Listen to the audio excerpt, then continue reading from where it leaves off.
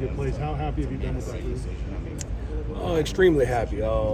We have a bunch of veteran guys who's back. We have a fresh nucleus of young players looking to make their mark on their team. So it's a good mixture, a combination of guys who are hungry, out there willing to work, and a very competitive group. So, we still got some position battles, going on, but for the most part, I think guys have solidified themselves, and I think we're trying to establish some depth right now.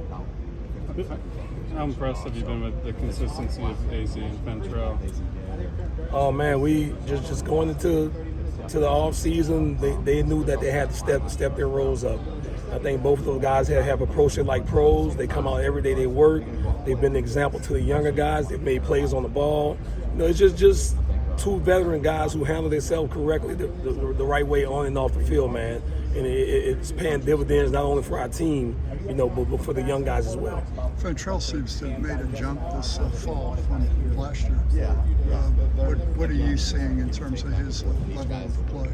I just think the comfortability within the defense. Obviously, coming from Virginia, he was more of a bail off man guy. Here we're 85%, press man. So, just him getting the feel for that, and it takes some guys longer than others. But like I said, he's worked on it this off season, and you can tell that it's paying dividends. This fall camp.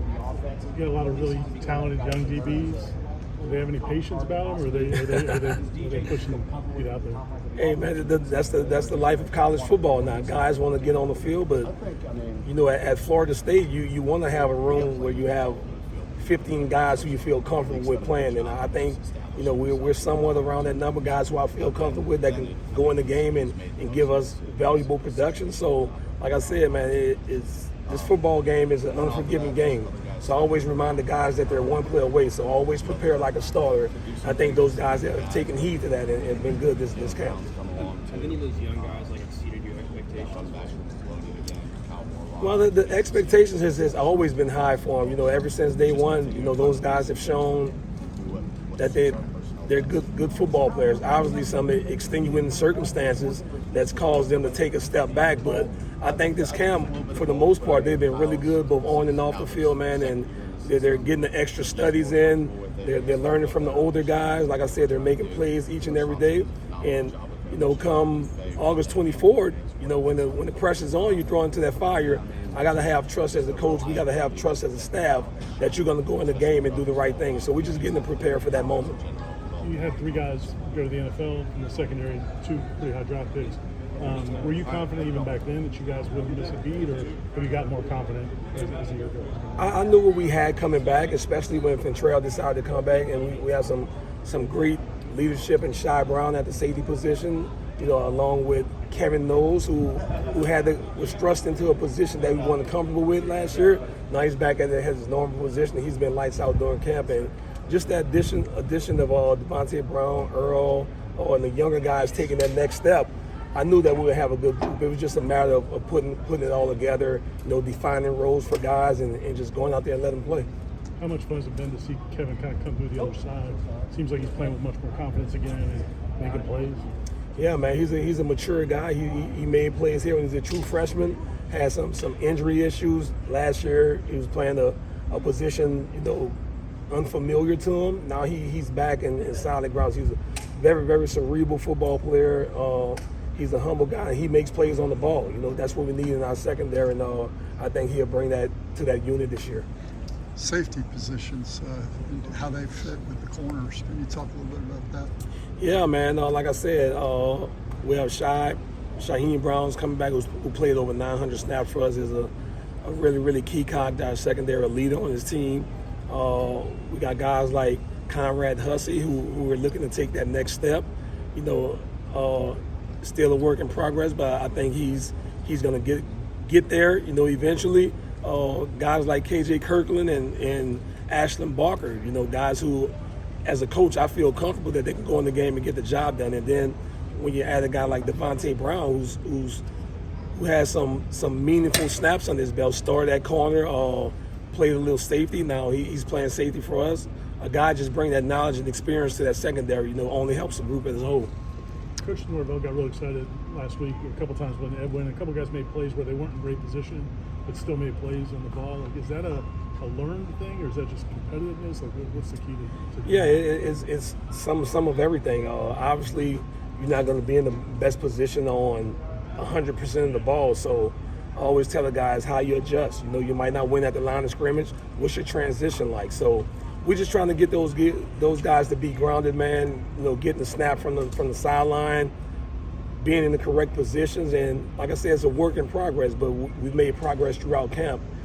And come August 24, I feel that I'm gonna have the confidence to be able to rely on all those guys. Duke Cooper rejoined the team, and where does he fit into it, and what's your evaluation there? Duke brings some veteran presence to our team. He provides some versatility. He can play safety. He can play nickel. Obviously, he played corner in the past, so just his versatility, his leadership within the room, his special teams value.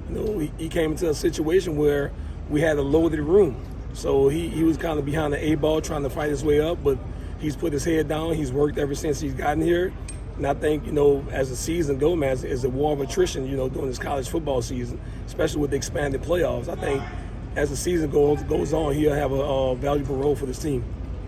Earl's obviously really talented. What have you seen from him, like in the spring, getting here, and then now, like his progress? Yeah, it's just a matter of him getting healthy. Throughout the whole spring, he's coming off a shoulder surgery. He had the green jersey on, so he wasn't really full contact. Now, come fall practice, he's full. You see him flying around, making plays, and I'm excited about him because I think he has a chip on his shoulder. Being hurt his first 2 years in college, getting the opportunity to come to Florida State and join a really, really good DB room. The competition has been great. Him and KP is going back and forth.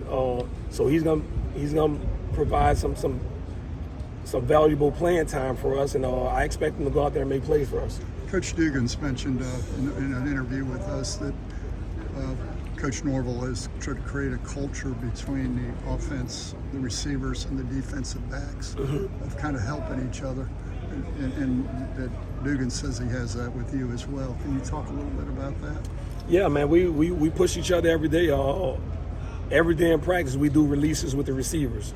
They give us looks, we give them looks, and you can tell it's a healthy competition. And at the end of the day, it's going to benefit both sides of the ball. So, we go out there, give those guys our best.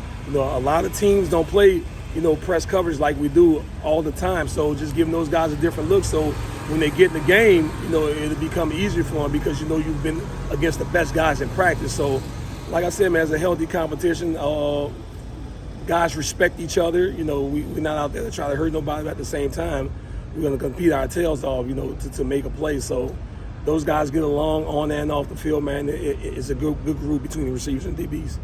The competition inside the group too.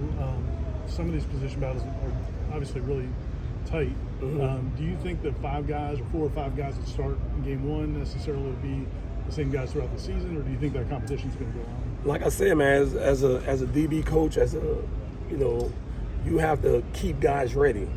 Like I said, injuries occur in college football and in the game of football, period. So it has to be next man up. And I tell the guys all the time, if you're on the field, you're a starter.